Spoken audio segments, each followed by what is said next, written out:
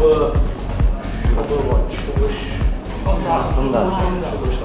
you for that. Shubha Shanda to everyone, ladies, gentlemen, and probably the scientists here. Thank you, CDAC, for giving an opportunity to probably talk about security, network security, data security, security which is in every sense very essential to every one of us, and it's become a mode of life. Well, I spoke to Sahuji and I asked him, what's the audience about? Is it more of channel partners? It is more of end consumers or what?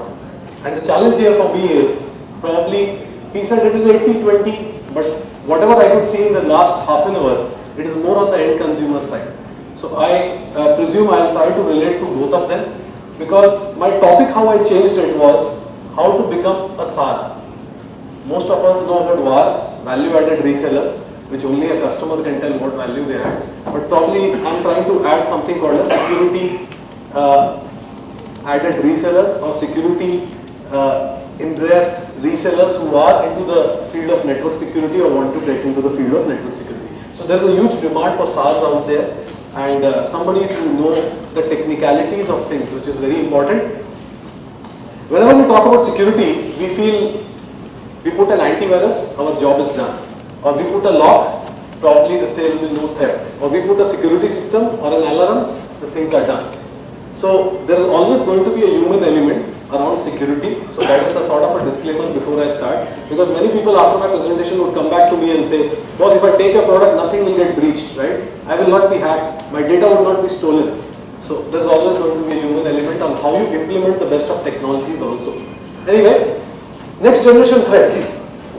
You have been hearing about viruses, trojans, malwares, spywares. These are things of past. Things have become much more sophisticated, and my idea here is probably quickly to highlight on some of those. We are talking about advanced persistent threats. We are talking about APTs, and some of the case studies here which I can present you around them is a common thing, is a well-known incident on the Stuxnet.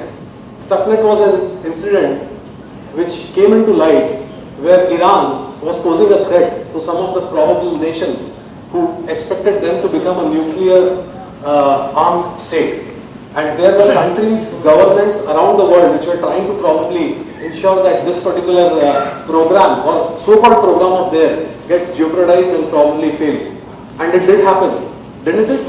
We don't find them to be a nuclear enabled state at the moment. And now they are on the talking tables probably, talking to the world in terms of other cooperations and things like that, because they definitely control a lot of oil and wealth, which is very important to the entire existence of the human planet. So what is this program all about?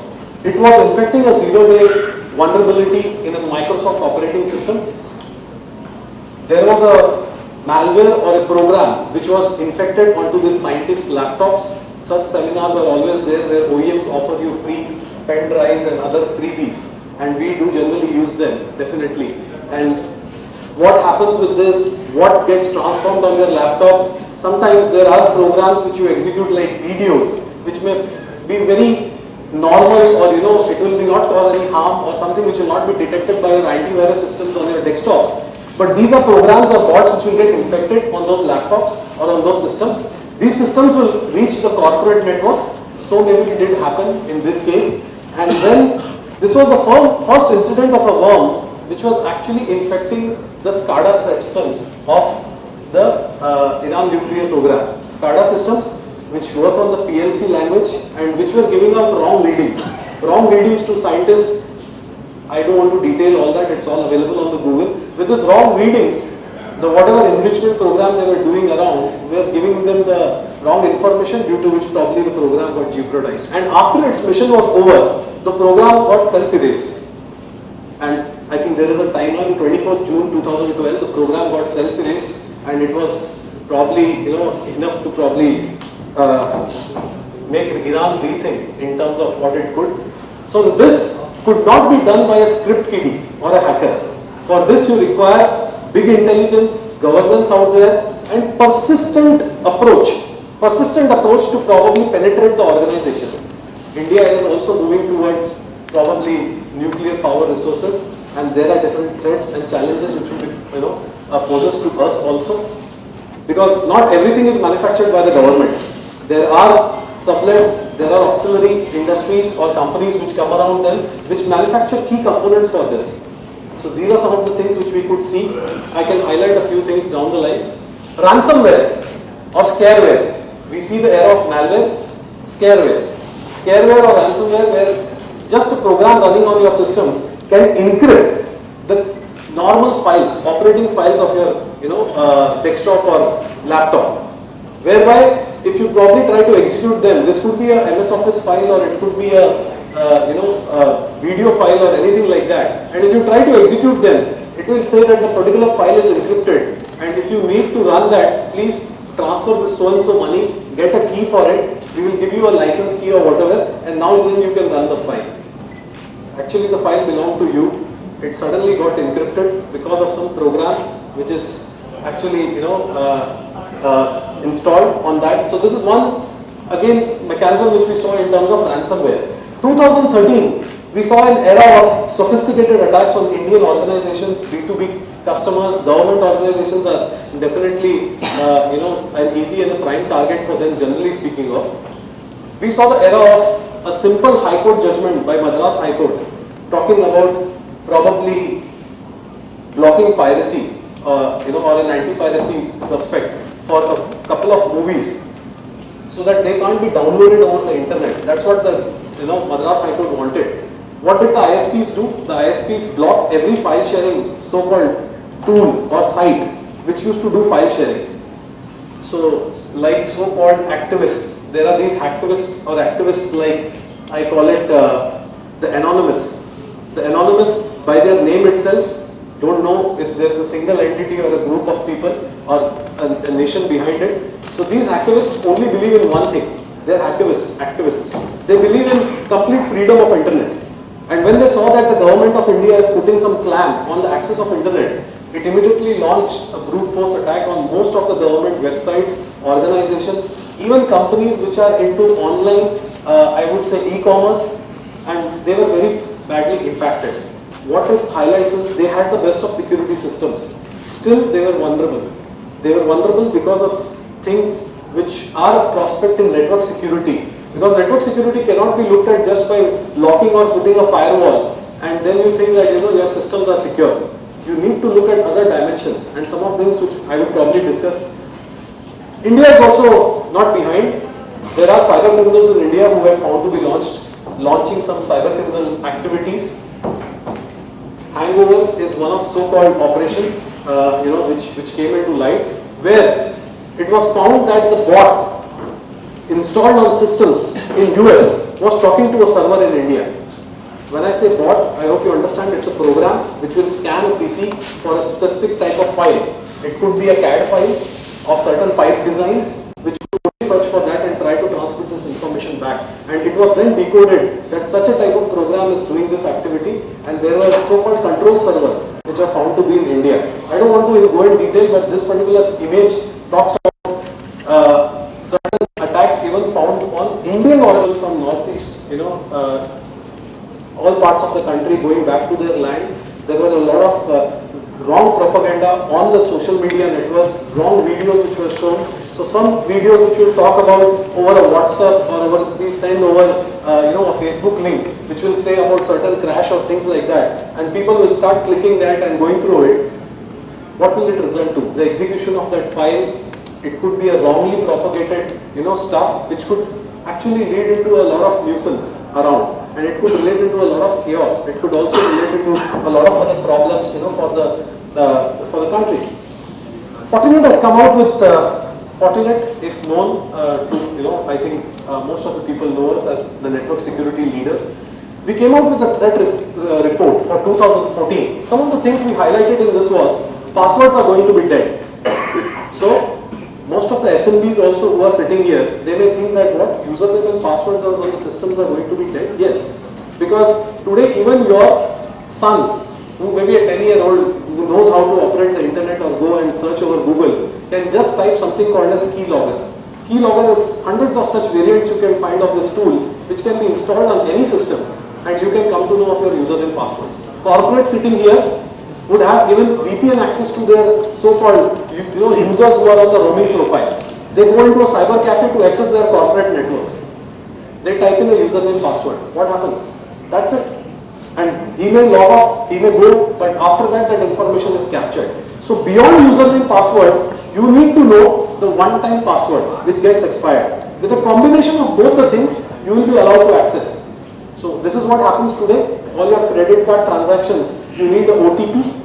Okay, so things like that. So this is something which will even come to the level of the general public for every technology infrastructure or IT infrastructure they try to operate. Microsoft is the most used platform. Windows XP is end of support as of what, 7th or 8th April 2014. So what after that? How many of you would be using Windows XP? So the time is up, they say, but at least I'll take 5 minutes more. So most of them, you will find that Windows XP is probably most 15% organizations use Windows XP in their organization. What happens? No patches henceforth. No patches means vulnerable. Vulnerable means you will lead into different type of problems for your organizations and things like that. Mobile operating system. We see most of the people are into smartphones. Smartphones through which they connect to their corporate network. We are talking about an age of BYOD, bring your own device. So, bring your own device, you want to connect your mobile phones, and how many of you would have your smartphones on Android? Most of you, and none of them would be having any security on your smartphones. You access your entire corporate and your personal information through the mobile phones, and still there is no security onto that, and that's one which we are seeing. We are also seeing a trend around Internet of Things. Internet of Things, whereby there will be communication between machines using such platforms, and already there is a lot of debate out there on how to secure such widely used platforms which are going to talk to each other. There are refrigerators today you can control, smart TVs which have reached your homes, and this is something which are also vulnerable, and hackers can take advantage of all this data. Lack of time, I'm not going into all the details, but probably I'll just cover a couple of slides more to probably proceed. Application is going to become the next level of nuisance for IT. All your business, today your access, today your work is all dependent on applications. And all these applications work on a common protocol or port called AT, HTTP or HTTPS. You want to control over those so-called applications, because these applications can either be a legal liability for your organizations, or it could use or consume a lot of network bandwidth, or there could be other employee productivity issues and security risks. So these are some of the factors or threats which we generally see. Moreover, there are zero-day attacks, vulnerabilities which you don't know of, like in the case of Windows XP, it is end of support. Now there will be new threats which will come out, which you will be never knowing about, because there will be no patches about it. How do you counter all that? So I think I have a lot to present, but probably due to the lack of time, I don't want to eat on the time of the other presenter. But what we are trying to address here is all the factors which are related to network security are some which are addressed by Fortinet. So in case if you find time post session, I can give you more insight on the Fortinet product portfolio and things like that, because these are the things which a client today is looking at. He's looking at consolidation, he's looking at addressing the threats when it comes to security, and also giving him granular visibility on what are the things which are happening in his network. And what I'm trying to appeal here is, because the forum is related to the SMBs and also the enterprises.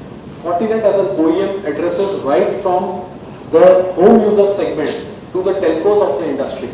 So we have got products, we have got solutions. I just want to add one thing. I thought I had 30 minutes. Did I consume that? I did not? 5 minutes. So you give me a wrong warning. It's a false one. Okay. I have 5 minutes more. Thanks. Okay. Fortinet is trying to address the security in a big way. Who are we? I don't want to go into selling Fortinet now, because I will be running short of time. We are a brand. All the Fortune companies use us. In India, we have close to 45,000 organizations. 3 lakh customers today use Fortinet. So we have been an innovator into security. And if I can just relate to, you can see this machine here. Today, this is the world's fastest so-called firewall or network security product. It gives you 550 Gbps of throughput. something on which an entire Tata Communication Limited network is there. Similarly, we have products even for the home users and things like that. So I'll just quickly try to brief you. The whole gamut of products today we have. And just to give you an insight, Fortinet is well known with a product called FortiGate, which is our consolidated security product, one in all product. Now people hear a lot of products in the market which talks about consolidated security. They are called UTMs. But there is no OEM who will say that I give you a desktop antivirus for free along with my product. When I say free, I just mean to say security, or I would say importance of security starts from the endpoint. How can you be an OEM in security without securing the endpoints? So today, I have got a product called FortiClient, which talks about a desktop antivirus, parental control or web filtering, application control, and other things which you need in an endpoint, complementary along with the FortiGate product. This could be even for a 20,000 rupees box of FortiGate you buy. Okay, so I'm not here trying to sell something or trying to ensure that. I'm just talking about security. Endpoint FortiClient, complementary along with the FortiGate product. And you can have a FortiGate at your perimeter. You don't need a router. The internet link has to be just terminated onto that. And then beyond that, this FortiGate box today can also generate OTP. OTP, because you need password for users to access the application.